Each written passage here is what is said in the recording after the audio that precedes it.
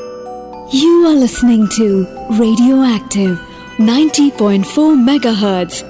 Get active.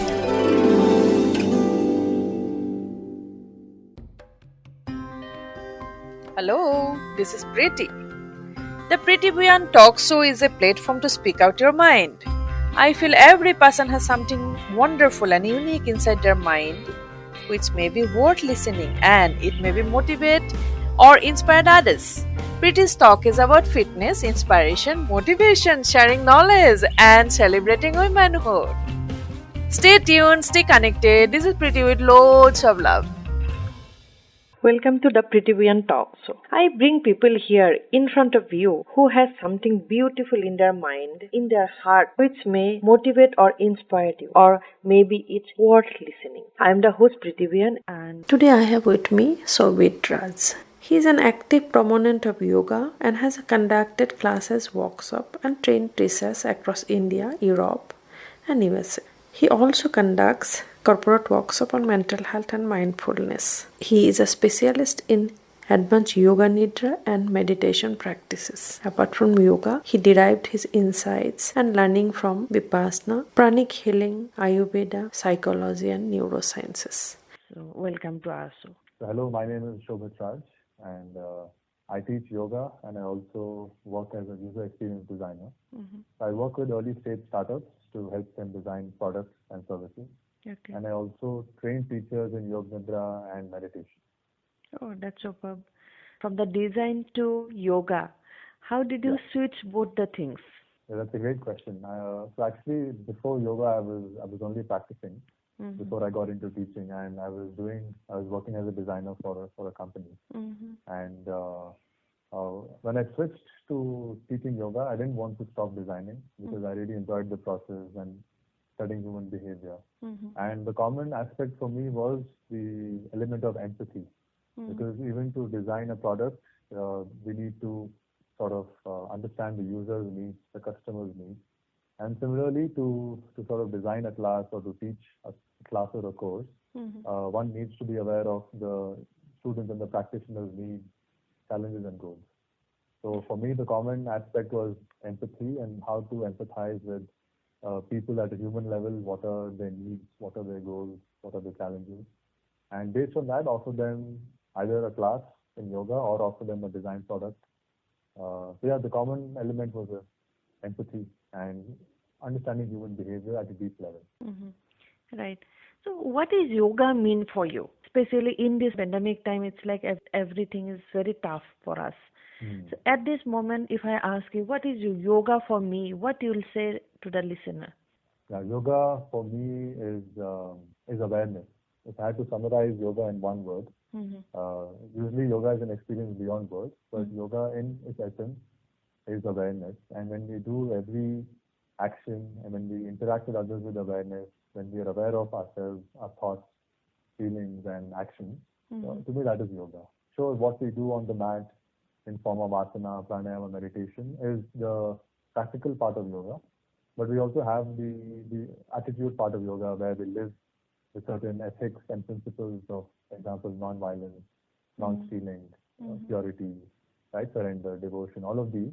So in essence, if we live every moment with awareness, whether we are practicing yoga on the mat or we are, example, engaging in this conversation or talking to a family member, doing work on a laptop, if we do it with awareness and sort of an intention, then to me that is yoga.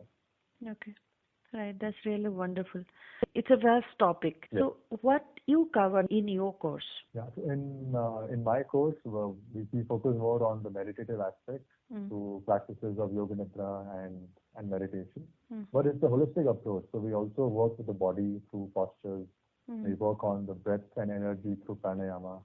And there's also a lot of discussions around the theory. So we discuss concepts of yoga philosophy, psychology, and also a bit of the human body, studying the human body systems and functions. And also we have mantra chanting, and so it's a very integrative approach where we work on practices involving the body, the emotions, and also the mind. Okay, you said about yoga nidra. I like to know a little more about it. Yes, so Yoga Nidra is a practice. We can say it is a preparatory practice for meditation. And the first level, the first application of it is for relaxation. Okay. Now, as you mentioned, because of the pandemic and the modern life, our stress levels have really increased. Very high. And Stress levels is high means very high. Yes. Yes. And we all need some form of relaxation. Correct. And most likely, our relaxation is involving sensory distraction. So we try to relax using movies, books, music, and all of Correct. these, which Correct. is good, which is helpful. But often, what happens is when we go back to conflict and work or whatever, we still find ourselves being stressed. That is because we're not relaxing at a deep level. Correct. And deep relaxation happens when we have no sensory input. So whenever we are reading a book or watching a movie or say listening to music, right, we are having some sensory input, and that can help us in the form of distraction for the mind to sort of relax a bit. But for true relaxation, for deep relaxation, we need to switch off all the sensory input and just focus within. And for that, there is this ancient practice called Yoga Nidra, which is designed actually for self-discovery. It is to sort of work with the subconscious mind and identify a potential. But in the modern setting, we use it for a relaxation practice and for setting positive intentions. You can also use that practice to break certain bad habits and plant positive intentions about your life. Right. So does really help? Or like, please do not mind, it's my query. Or like, Sure. just when we're doing yoga, it is we can control our mind, and as I leave, then it is goes in, because its mind is a very dirty thing, running here and there and everywhere, and then especially at the same time, it taking the brain also together. So this yoga have done 15 minutes, half an hour we have done, and again we go back to the same people we are actually. So hardly we are taking, the actual motive of yoga. We do yoga, but because you have to do, it's a trend. But how many people actually follow, or does it really help to become, if I want to, if I have a wish to become a, calm and cool person, does it help really? Yes, it does help. I can personally vouch for it. Seeing my transformation, the lifestyle I had, say, 10 years back and what I'm living now is completely different. You will not believe the person who could have met me 10 years back and to what I am today. And also because I have trained so many teachers and other practitioners, I have seen people's lives transform. But it takes time. The thing is, because we are living in a world of instant gratification, Correct. we have lost patience. So we want things to happen overnight. We want to change as fast as possible. And the ultimate important aspect of yoga is consistency and perseverance. Correct. So it might take years of practice to actually for the mind to be convinced that we're changing. But also when we practice regularly, right? It's not about like you mentioned, it's not a trend that we do it for relaxation on the weekend. It should be done every day, like how we have a habit of waking up, taking a shower, eating our meals, right? Yoga should become a way of life where every day we practice some form of asana, breathing, meditation. Yeah, it may be like we have to take as a life, we have to adapt as a lifestyle. Exactly. Okay. So initially it starts off with that 1 hour on the mat. In the class we think we are practicing yoga. But the more and more we practice, we start to see there's a form of awareness during even our interactions and relationships. For example, if there is a conflict with a loved one or a colleague, we become aware of that, that pattern within us. We become aware of the pattern of reacting. We become aware of what sort of bothers us and how we can work with that. So with regular practice, it takes time because change is not easy, and the mind will always say stay in the comfort zone, don't change and all that. But with practice, with the right, also because of this, the right guidance is very important. So having the right teacher, doing the right practice for our needs, because everybody has a different constitution, right? Right. So we can't have like a blueprint which is say everyone can practice this. For somebody who is more dynamic, they might need say karma yoga. They will benefit more from service. For someone who is more inclined towards devotion of God, they will benefit more from bhakti, by chanting, by serving the God. And someone who is more introspective by nature, they will benefit more from meditation. So the approach matters depending on the person's temperament, the person's aspiration. But in the end, we with practice we become every thought, every feeling, every action, and this is with time. We change. Suppose, example, today we lost a temper at somebody, right? Which is very human and normal. Yes. With practice, we become aware of this pattern, and there is a very internal drive to change that aspect in us, and we work on changing it through introspection, yoga practice. Sometimes we get anger and we speak to the people what we actually do not want to, and after that we have a regret. See, I feel people hardly want to fight, or maybe hardly want to speak somebody others to in a bad manner. But what happens is we do not have control. We lost control and we speak whatever we should not. After some time, I'll feel regrets again that I know I should have not said this. So at that moment, rather regretting later, can I control that time at that moment? Can yoga help sometime in that manner? Yes, definitely yoga can help us, basically in the form of, or you can say mindfulness or awareness. The constant with us throughout the day is our breath. And what is emphasized the most in a yoga class is breathing. Even though we're holding postures or say practicing pranayama, breath is the most important aspect. And that's why we feel so relaxed after a yoga class, because we are breathing. Like we become very aware of our breath, we slow down the breathing, and that helps us calm down and relax. And with practice, we'll notice that throughout the day, our awareness of breath will be, more evident.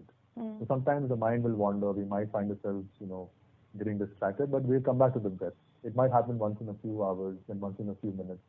And with practice, what happens is when we are aware that we are angry, right? What happens is we become aware of the sensation of anger within us, and then we connect to the breath, because the breath indicates the mental state. So when we are relaxed and calm, the breath is very slow and deep. When we are angry, the breath becomes very fast. So the moment we connect to the breath, we recognize the emotional state attached to it, and then we have the control. We have a conscious choice to sort of change the breath pattern, slow it down, and then not react to the person or the stimulus. Right. That's really nice. So, but for this Preeti, there is a practice of yoga called Swadhyaya, which is one is to study scriptures, but secondly is also to study ourselves, self-study. And if we do this every day in the night, for example, before we're going to bed, we recollect on how the day was, what went well. If we did something well, we appreciate ourselves. If something, suppose we had a reaction, we become aware of it and we tell ourselves, okay, fine, this happened today. I accept it. Tomorrow I will work on changing this pattern in me. So when we do it every day, right, every night, in a few weeks and months, we'll see that the mind becomes aware of this pattern of anger. And the next time the anger comes up, either it won't be very intense, or it won't be as frequent as it is happening, or it will come up, but we'll just be aware of it and say that, fine, it's not worth sort of reducing my energy and expressing myself and harming others and even myself. Because ultimately, through anger, we are hurting ourselves. That's true. We are hurting mostly ourselves. Yes. That's true. So whenever you say that night before sleeping, whenever you have to do yoga maybe, or maybe a little meditation, what is the time duration you normally suggest to do a meditation before sleep? So this is a practice called, the tradition I come from, the Bihar School of Yoga, and that we call this Samiksha, or review of the day. And this is practice last thing at night, before going to bed. It takes about 10 minutes. The practice is that we sit, you can do it on the bed or just in a place nearby. You sit, we close the eyes, and from the first thing you practice in the morning. You woke up in the morning, what is the first activity? In your mind, you run through the activities, from morning until night, until that moment. And it's in a very neutral way. We are seeing ourselves sort of in a third person perspective, going through the day. We appreciate what we did well. Example, we helped a stranger, we smiled at somebody. It is a good thing, right? So we appreciate ourselves. Yes. And also we become aware of the moment. Example, there was a conflict with a loved one, or there was a reaction.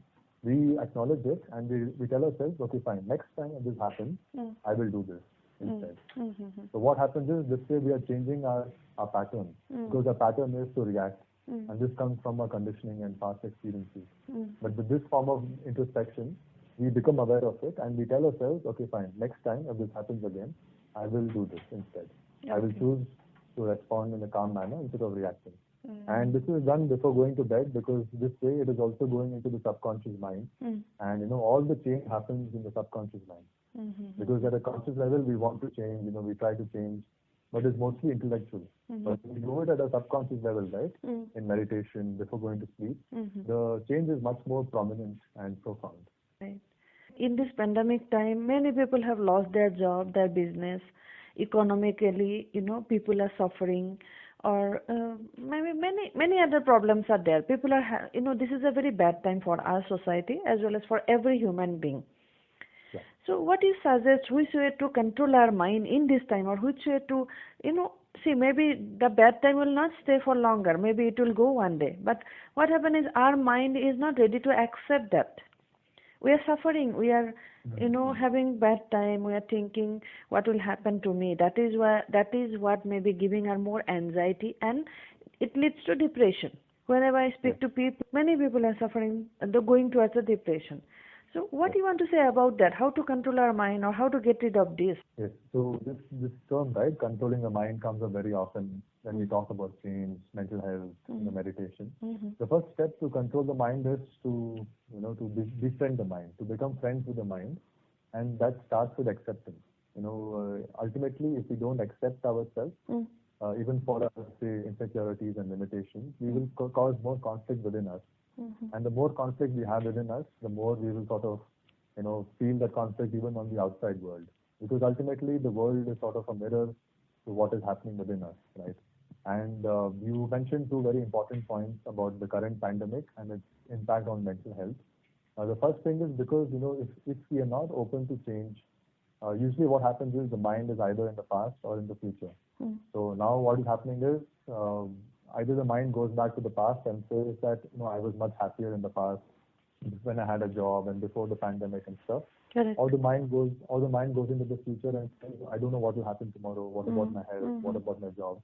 So the one way to sort of work with that would be to appreciate the present moment as much as possible. So right now, because we don't know what's going to happen tomorrow, right? The mind can only sort of have thoughts and imagination. So if we sort of become completely present in the activities we do, even if it is, say, cooking a meal, we just focus on that. We don't have any other sort of distractions. Then that is one way of sort of being mindful, and that can help us sort of enjoy today as much as we can. So even if we're doing a small activity of, example, we're talking to a loved one, right? Let us give complete focus to them. Let's keep the phone aside, complete dedication and attention. If we are working on the laptop, let us dedicate ourselves to that work completely, and to be grateful for every moment we have. Because in this pandemic, yes, I do understand, a lot of people have lost their jobs and it has affected us financially and also in terms of, mental health.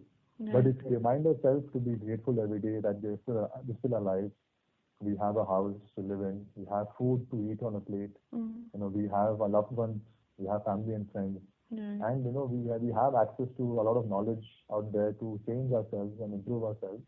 I think if we become grateful for these fundamental aspects of life, right, it will definitely change our perspective towards the situation.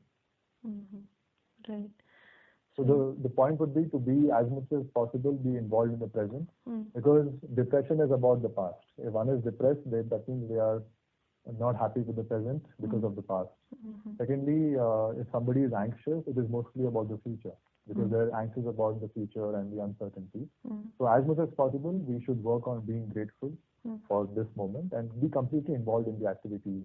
Basically, what I get, I get many people, as I talk, I get many people, Sabir, I'll tell you, I met people like this in the midnight saying me, I feel like not living. I have met people like, I have seen my younger one like this, I have seen many people.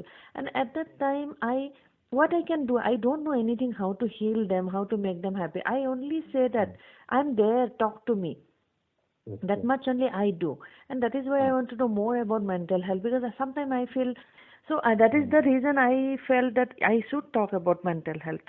See, I am not an expert, but yes, I just feel that if I can do something for the people, and I feel like blessed. One is reaching out to a professional, but in the meantime, we need a support system. But just like the human, which we discussed, the human needs to be heard, the human needs to be understood, right? If we acknowledge that at a human level, forget all these labels of mental health, psychology, and all that. That's why the support system is so important for any mental health, and that support can be either through like a community which you're building, or it can be like you mentioned, that one-on-one talking to a friend, just sharing our heart out and crying our hearts, and a friend is just there to give us a shoulder to cry on. That can be so healing, and I think that is more effective than counseling sometimes. That human touch, the human connection.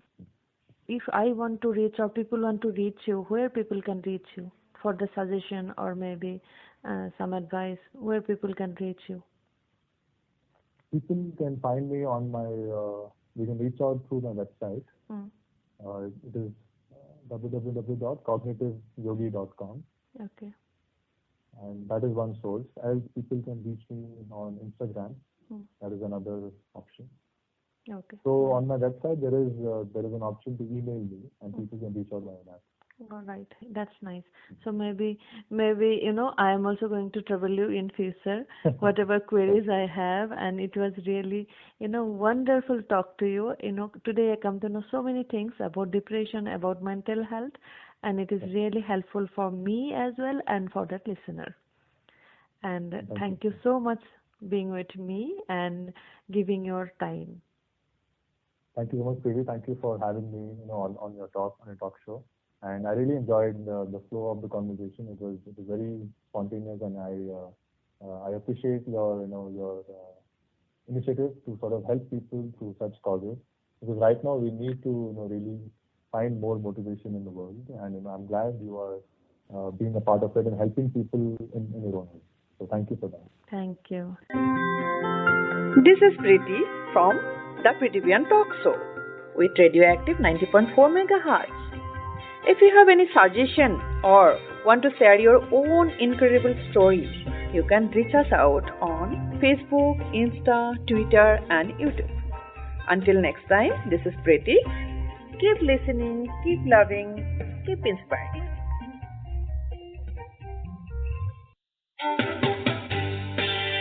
Radioactive 90.4 MHz, Bangalore's first community radio station.